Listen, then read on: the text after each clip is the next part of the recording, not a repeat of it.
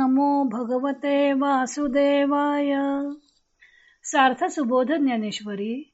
लेखन व वाचन सौ मनीषा भास्कर अभ्यंकर, महाराष्ट्र, मिरज 416410.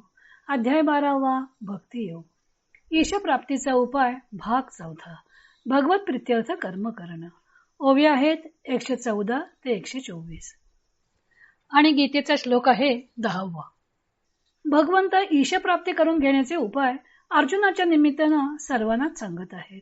पहिला उपाय सांगितला आहे की मन आणि बुद्धी भगवत चरणी ठेवावी. पण असे सततयुक्त होऊन राहता येत नसेल तर एक एक क्षण भगवत चरणी चित्त ठेवण्याचा अभ्यास करावा.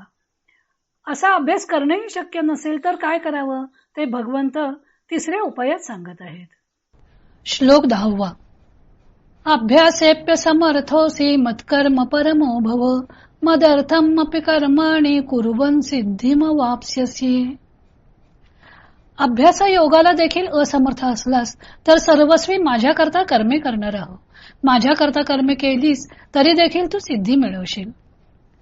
का अभ्यासाही लागी कसू नाही तुझी अंगी, तरी आहासी जया भागी तैसाची आस. अथवा अभ्यास करण्याविषयी सुद्धा जर तुझ्या अंगी सामर्थ्य नसेल तर हल्ली ज्या स्थितीत तू आहेस त्या स्थितीत राहा. इंद्रिये न कोंडी भोगाते न तोडी, अभिमानू न सांडी स्वजातीचा. इंद्रियांचा निग्रह करू नकोस, विषय भोगांना कमी करू नकोस, आपल्या जातीचा अभिमान सोडू नकोस. कुळधर्मू चाळी विधे निषेध पाळी, मग सुखे तुझ सरळी दिधली आहे. आपल्या कुळातील आचारांचे आचरण कर व शास्त्रांनी जी कर्मे करावी असा विधी सांगितला आहे ती कर्मे कर व जी कर्मे करू नकोस असा निषेध सांगितला आहे ती कर्मे करू नकोस. एवढे तू केलेस म्हणजे सुखाने तुला वाटेल तसे वागावयास मोकळीक दिली आहे.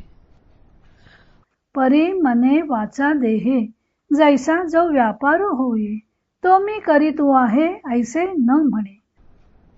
परंतु मनाने वाचेने व देहाने जसे जे कर्म होईल ते कर्म मी करीत आहे असे म्हणू नकोस.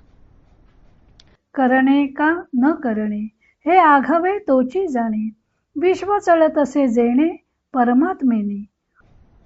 कारण ज्या परमेश्वराच्या सत्तेने हे विश्व चाललेले आहे तोच कोणतीही गोष्ट करणे अथवा न करणे हे सर्व जाणत आहे.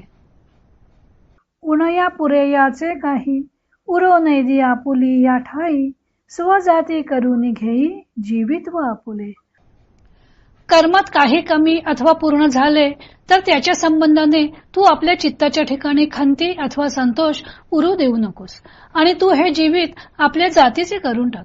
म्हणजे आपला आयुष्यक्रम आपल्या जातीला योग्य अशी कर्मे करण्यात लाव.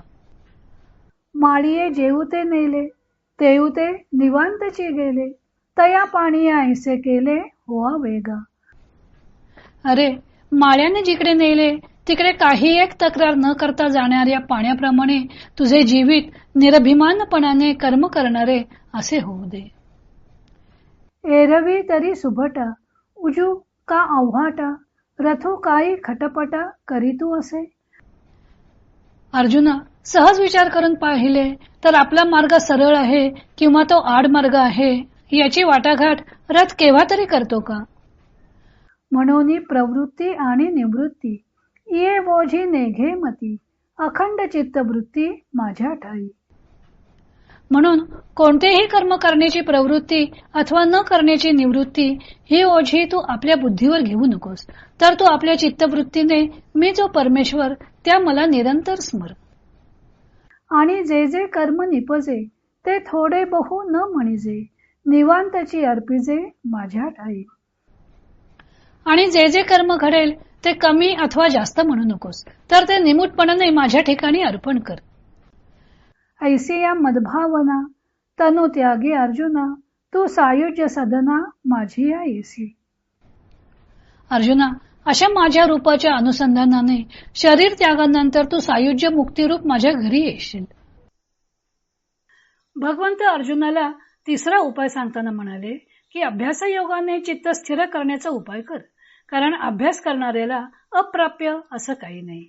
पण अभ्यास करणेही शक्य नसेल तर भगवंत तिसरा उपाय सांगत आहेत की मत्कर्म परमो भव, माझ्यासाठीच सर्व कर्म कर. असं केल्याने ईश्वर प्राप्ती होऊ शकेल. ज्यावेळी भगवत प्रित्यर्थ कर्म केले जातं त्यावेळी ते कर्म भगवंतांच्यासाठी करायचं आहे असा भाव असल्यामुळं ते कर्म मी करतो या कर्तेपणाचा लोप होतो. त्या सर्व कर्मांचा भार भगवंतावरच सोपवायचा आहे. इदम न मम या भावनेनं कर्म करायचं आहे. हीच गोष्ट ज्ञानदेवाने आपल्या टीकेतून स्पष्ट केलेली आहे. ज्ञानदेवांचे भगवंत सांगतात की अभ्यास करणे शक्य नसेल तर तू आहे त्या स्थितीतच राहा. इंद्रियांचा निग्रह करता येत नसेल तरीही काही हरकत नाही. विषयांपासून परांगमुख होता येत नसेल तर विषयांचाही उपभोग घे. आपल्या कुळातील आचारांचे रक्षण करत असता शास्त्राने जी कर्मे करावीत म्हणून सांगितली असतील तर ती अवश्य करावीत. जी करू नयेत म्हणून सांगितली असेल ती मुळीच करू नयेत. एवढे मात्र बंधन पाळावं आणि मग खुशाल कर्म करावेत. फक्त कर्म करताना एवढंच पथ्य पाळावं की मनाने, वाचेने आणि देहाने जी जी कर्मे घडतील तो मी करीतू आहे ऐसे न म्हणे. ती कर्मे मी करत आहे असं म्हणू नकोस. म्हणजेच कर्माच्या कर्तेपणाचा अहंकार सोडून कर्म कर. कारण देह हा प्रकृतीपासून बनलेला आहे. त्यामुळे देह, मन वा वाणीकडून जी कर्मे घडतात ती प्रकृतीची असतात.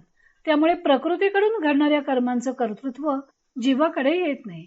कारण विश्वातील सर्व घडामोडी त्या परमात्म्याच्या सत्तेनेच चालतात. परंतु हे कर्म मी करतो असं कर्माचं कर्तृत्व जीव व्यर्थच स्वतःकडे घेतो. अर्थातच कर्तेपणा घेतल्यामुळं त्या कर्माचं फळही त्यालाच भोगावं लागतं आणि परिणामी जन्ममृत्यूच्या रहाडगाडग्यात सापडावं लागतं. जीवाला जर या रहाडगाडग्यातून सुटायचं असेल तर त्यानं कर्माचं कर्तृत्व स्वतःकडे न घेता ते परमात्म्याकडेच सोपवलं पाहिजे. अशा तऱ्हेने कर्म केले की ते कर्म पूर्ण झाले अथवा अपूर्ण राहिले त्याबद्दल संतोष किंवा खेद मानू नये. वर्णाश्रम धर्माप्रमाणे जे आपल्या वाट्याला कर्म आलं असेल ते यथासांग करावे, पण कर्तृत्वाची भावना सोडून. निरभिमानीपणा कसा असावा ते स्पष्ट करण्यासाठी ज्ञानदेवाने पाण्याचा दृष्टांत दिलेला आहे. माळी बागेतील झाडांना पाणी पुरवण्यासाठी पाट बांधतो आणि सर्व झाडांना व्यवस्थित पाणी पोहोचेल याची काळजी घेतो.